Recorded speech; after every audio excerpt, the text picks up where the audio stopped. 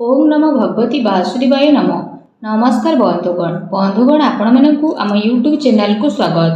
बंधुगण आज भिडियो रे आमे आपण मानकु कहिबाकु जाउछु आपणक पई आज आसंता कालीर दिनटी किपरि साब्यस्त हेबो, ए दुई दिन आपणकु किपरि कटेइबे, केउ सबु जिनिस रे आपणकु फायदा मिलिबो आउ केउ सबु जिनिस रे आपणकु सावधानता अवलंबन करबा पई पड़िबो, आपणकर लव लाइफ किपरि रहिबो, कैरियर किपरि रहिबो, बिजनेस आउ व्यापार किपरि रहिबो, ता सहित स्वास्थ्यर महत्वपूर्ण इनफॉरमेशन मध्ये आमे आपण मानकु देबु। आउ ए वीडियो शेष रे आमे आपण मानकु किछि उपाय विषय कहबु जहा द्वारा आपण ए दुई दिन को आहुरी अधिक शुभ और मंगलदायक बनै परिबे। फ्रेंड्स, आगो को वीडियो आरंभ करिया पूर्व आपनको हमर रिक्वेस्ट कि जदि आपण हमर ए चैनल ले नुआ आछथि तो चैनल को सब्सक्राइब करंतु, सांगरे नोटिफिकेशन बेल को मध्ये ऑन करंतु, जहा द्वारा समय समय सह हमर नुआ नुआ वीडियो रे नोटिफिकेशन आपणको पाखरे पहुंचिबो। आसंतु जानिबा किपरि रहिबो आपणको पई आजि आउ आसंता कालीर दिन।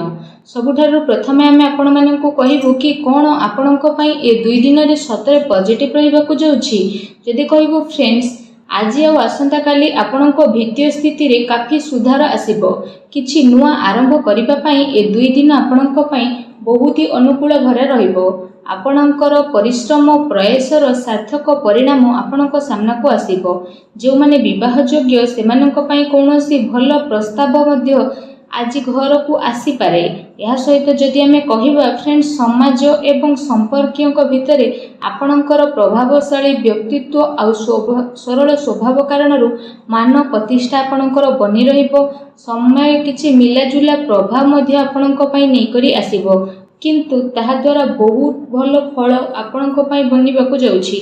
किछि टाइम रे अति संपर्कियों भितर जहा भी क्लेश चलीथिला तो से सबु दूर विशेष भाव में आपणकर हेबो।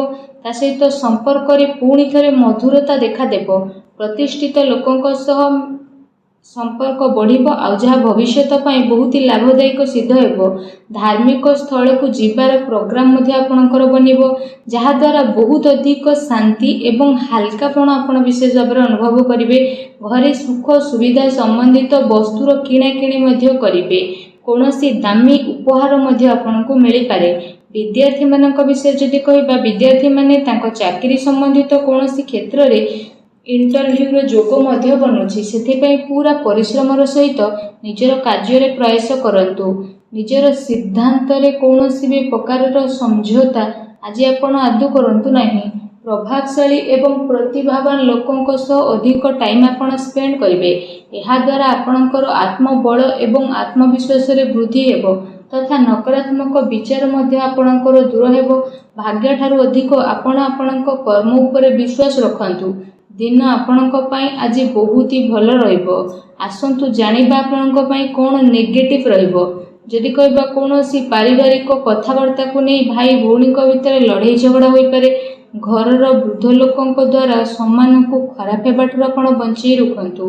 ता सहित धर्म ना रे केही आपणकर नुकसान मध्ये करि पारे, सेथि पई आपण सावधान रहंतु। घरर कोनोसी वृद्ध लोकों स्वास्थ्य को लेकिन आपणकर चिंता रहिबो। डॉक्टर को पाखक मध्ये आपण जाई पारती। एहा सहित जदि कहिबा आपणको आपणकर स्वभाव रे ईगो को खत्म करबा पई पड़िबो, जहा द्वारा जहा भी सब प्रॉब्लम थिला सब प्रॉब्लम रे सॉल्व हेबो। कोनोसी भी योजना उपरे काम करबा पूर्वरु आपण विचार थरे करि नियंतु। कोनोसी दुखद समाचार मिलिबा कारणरू किछि टाइम रे आपणको मन रे उदासी आ नकारात्मक विचार मध्ये आसी पारे, किंतु आपण शीघ्र ही से सबरु बाहर को बाहरिबे। विद्यार्थी वर्ग पाठ पढ़ा अपेक्षा फालतू कथाबार्ता रे ध्यान केंद्रित करिवे। निजर महत्वपूर्ण कागज पत्र को बहुत ही अधिक संभाली के रखंतु, काहेकि ना जदि हजि जीवो तो मिलिबा बहुत ही कष्ट साध्य हेबो। घरे छोट कथा रे अकारण रे चिंता उत्पन्न हेबो, सेथि पई अधिक क्रोध करिबा ठारू दूरी रुहंतु। सामाजिक गतिविधि रो अधिक ध्यान न देई कि किछि अति संपर्कीय लोक आपणक उपरे नाराज होई पारंती, किंतु एक कथा उपरे ध्यान न देई आपण आपणकर कर्म उपरे लागि रखंतु। घरर वरिष्ठ लोकंकर मान सम्मान अवश्य बनिकी रखंतु। आसंतु जानिबा आपणकर लव लाइफ किपरि रहिबो। तो जीवन साथींकर भावनार आपण सम्मान करंतु।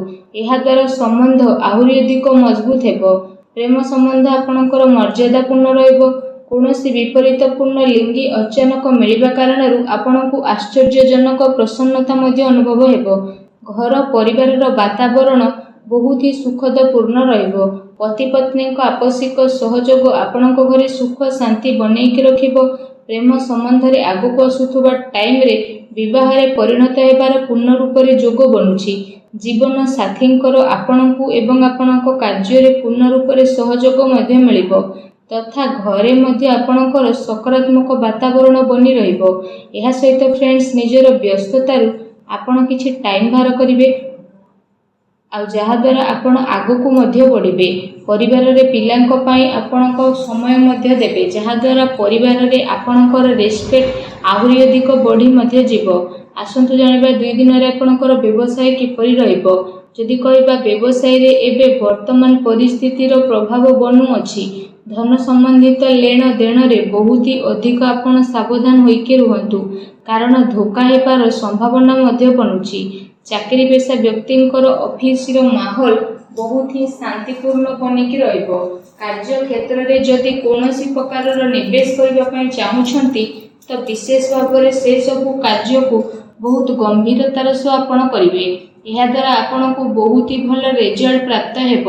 ଦିନ ଆପଣଙ୍କ ପାଇଁ ବହୁତ ହି ଭଲ ରହିବ। ଚାକିରିରେ ନୂଆ ସମ୍ଭାବନା ମିଳିବାର ଆଶା ରହିଛି। ଏହା ସହିତ କାର୍ଯ୍ୟକ୍ଷେତ୍ରରେ ଅନ୍ୟର ହସ୍ତକ୍ଷେପ ଦ୍ୱାରା କର୍ମଚାରୀଙ୍କ ଭିତରେ ମତାନ୍ତର ହୋଇପାରେ।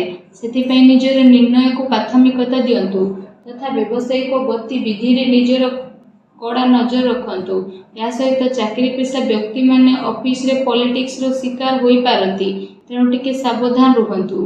ଏହା ସହିତ ଏ ଦିନରେ ଆପଣ କୌଣସି କାରଣରେ କାର୍ଯ୍ୟକ୍ଷେତ୍ରରେ ଅଧିକ ଟାଇମ ଦେଇପାରିବେ ନାହିଁ, କିନ୍ତୁ ସହଯୋଗୀ ଆଉ କର୍ମଚାରୀଙ୍କର ଉଚିତ ସପୋର୍ଟ ଆପଣଙ୍କୁ ମିଳିବ। ଚାକିରି ପେଶା ବ୍ୟକ୍ତିବିଶେଷଙ୍କୁ ନିଜର ଉଚ୍ଚ ଅଧିକାରୀଙ୍କର ପୂର୍ଣ୍ଣ ରୂପରେ ସହଯୋଗ ପ୍ରାପ୍ତ ହେବ ଏବଂ ବ୍ୟବସାୟିକ କ୍ଷେତ୍ରରେ ଆପଣଙ୍କର କାର୍ଯ୍ୟକ୍ଷମତାରେ ବହୁତ ଅଧିକ ସଫଳତା ମିଳି ମଧ୍ୟ ଯିବ। ସେଥିପାଇଁ ପ୍ରତ୍ୟେକ କାର୍ଯ୍ୟକୁ ଆପଣ ବିଶେଷ ଭାବରେ ବହୁତ ଗମ୍ଭୀରତାର ସହ କରନ୍ତୁ। ଚାକିରି ପେଶା ବ୍ୟକ୍ତିଙ୍କୁ ତାଙ୍କର କାର୍ଯ୍ୟକ୍ଷମତା ପାଇଁ ପ୍ରୋତ୍ସାହନ ପ୍ରାପ୍ତ ହେବ, ଯାହାଦ୍ୱାରା ସେମାନଙ୍କ ମନ ବହୁତ ହି ପ୍ରସନ୍ନ ମଧ୍ୟ ରହିବ। ଆସନ୍ତୁ ଜାଣିବା ଆପଣଙ୍କର ସ୍ୱାସ୍ଥ୍ୟ କିପରି ରହିବ। ଯଦି କହିବେ 2 ଦିନରେ ଆପଣଙ୍କ ସ୍ୱାସ୍ଥ୍ୟ ବହୁତ ହି ଉତ୍ତମ ରହିବ ତଥା ଆପଣ ଊର୍ଜାରେ ଭରପୁର ରହିବେ। ଆପଣ ନିଜେ ନିଜକୁ କାଫି ସୁଖୀ ଆଉ ଚିନ୍ତାମୁକ୍ତ ମଧ୍ୟ ଅନୁଭବ କରିବେ। ତା ସହିତ ଏ ଦିନର ସମୟ ସ୍ୱାସ୍ଥ୍ୟ ଦୃଷ୍ଟିରୁ ବହୁତ ହି ଭଲ ସମୟ ରହିବାକୁ ଯାଉଛି। ଏହା ସହିତ ଯଦି କହିବା ନିଜର ସ୍ୱାସ୍ଥ୍ୟକୁ ଆହୁରି ଅଧିକ ଭଲ ରଖିବା ପାଇଁ ଆପଣ ପ୍ରତ୍ୟେକ ଦିନ ଯୋଗ କରନ୍ତୁ, ବ୍ୟାୟାମ କରନ୍ତୁ ଏବଂ ସୁସ୍ଥ ରୁହନ୍ତୁ। ଆସନ୍ତୁ ଜାଣିବା ଏ 2 ଦିନରେ ଆପଣଙ୍କ ପାଇଁ କ'ଣ ବିଶେଷ ଉପାୟ ରହିଛି। ଆମେ ଆପଣମାନଙ୍କୁ ଯେଉଁ ଉପାୟ ବିଷୟରେ କହିବାକୁ ଯାଉଛୁ, ଏ ଉପାୟ ଆପଣ ସନ୍ଧ୍ୟା ସମୟରେ କରିପାରିବେ। ବିଶେଷ ଭାବରେ ଯଦି ଆମେ ଆପଣମାନଙ୍କୁ କହିବୁ କି ଆପଣମାନେ ବିଶେଷ ଭାବରେ ସନ୍ଧ୍ୟା ସମୟରେ ଘରର ଈଶାନ କୋଣ ଅର୍ଥାତ୍ ଘରର ଉତ୍ତର ପୂର୍ବ କୋଣରେ ଏବଂ ଘରର ପୂଜା ସ୍ଥଳରେ ଆପଣମାନେ ଗୋଟେ ଘିଅର ଦୀପଟିଏ ପ୍ରଜ୍ୱଳନ କରନ୍ତୁ। ଏହାଦ୍ୱାରା ମାନସିକ ଭାବରେ ଆପଣଙ୍କୁ ଶାନ୍ତି ମିଳିବ ଆଉ ନକାରାତ୍ମକ ଶକ୍ତିର ମଧ୍ୟ ବିନାଶ ହେବ। ଭିଡ଼ିଓ କେମିତି ଲାଗିଲା କମେଣ୍ଟ କରିକି ଜଣାନ୍ତୁ। ଚ୍ୟାନେଲରେ ନୂଆ ଆସିଥିଲେ ଚ୍ୟାନେଲକୁ ସବସ୍କ୍ରାଇବ୍ କରନ୍ତୁ। ଧନ୍ୟବାଦ।